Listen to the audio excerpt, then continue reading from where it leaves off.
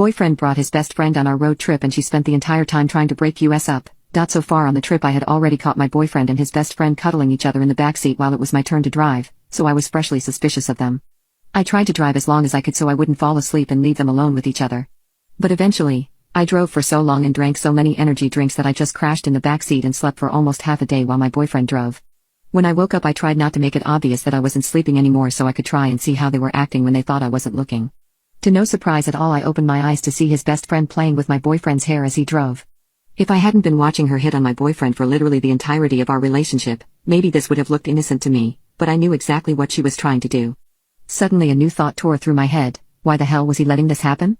I realized that I had just about enough of the both of them, and that both of these people obviously resented me in their own way. His best friend hated me for taking away her friend and my boyfriend obviously didn't care for me if he was continuing to place his best friend's feelings over my comfortability again and again.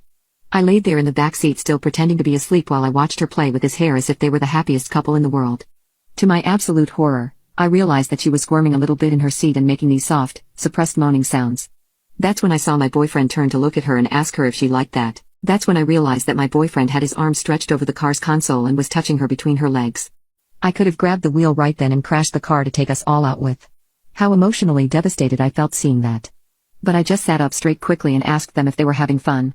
His beach best friend just started laughing and my boyfriend looked startled and started stuttering out excuses. As I mentioned in my first post, we had taken my car for the road trip since the entire trip had been my idea.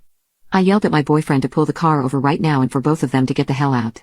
He kept trying to tell me to calm down while his best friend called me crazy and said not to get mad that he wanted her more than he wanted me. I just ignored both of them and as soon as the car pulled over, I started hurling all of their bags out on the side of the road. This is when they both started to actually freak out and started to beg me not to leave them there in the middle of nowhere.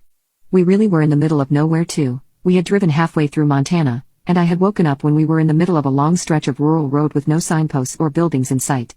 I ignored their pleading and I threw out every last thing that they had in my car onto the side of the road, no matter what they said or how hard they cried.